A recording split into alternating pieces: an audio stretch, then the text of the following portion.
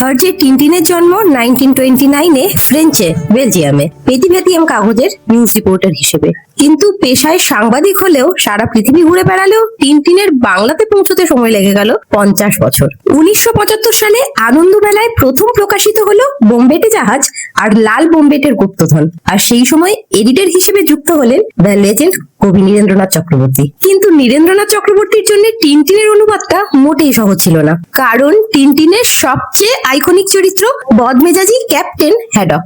টিনটিনের সেই বদমেজাজি কিন্তু heart of gold captain, যা ট্রেডমার্ক হলো তার গালি। 24টা বইতে হ্যাডক মোট 204টে আলাদা গালি ইউজ করেছেন। ইংরেজি আর ফ্রেঞ্চের অনেক রিলিজিয়াস শব্দ আর প্রচলিত স্ল্যাং থেকে অদ্ভুত রিডিকিউলাস কম্বিনেশনস বানিয়েছিলেন আর্জে, যেমন billions of blue glistering barnacles, 10,000 thundering typhoons, bashi bazouks, পিথাকান্থ্রোপাস। শুনলে মনে হয় গালি, কিন্তু অ্যাকচুয়ালি কোনো মানেই নেই।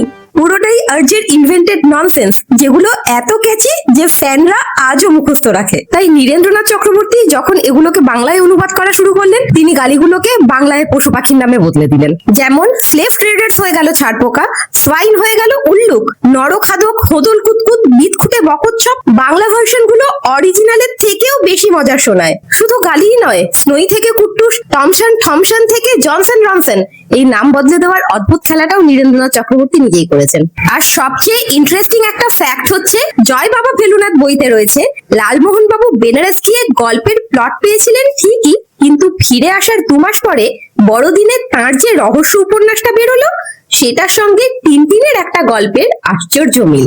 মানে সত্যজিৎ রায়ও স্বীকার করছেন তার নিজের চরিত্র জটায়ু আসলে ইন্সপায়ার্ড অথবা কপি করেন টিনটিনের গল্পকে। তাহলে পরের বার যখন ক্যাপ্টেন হ্যাডককে গালি দিতে দেখবে, একটু নিজে ভেবে দেখো, এটা কি আর্জের অরিজিনাল ইনভেনশন নাকি নীরেন্দ্রনাথ চক্রবর্তীর বাংলা ম্যাজিক?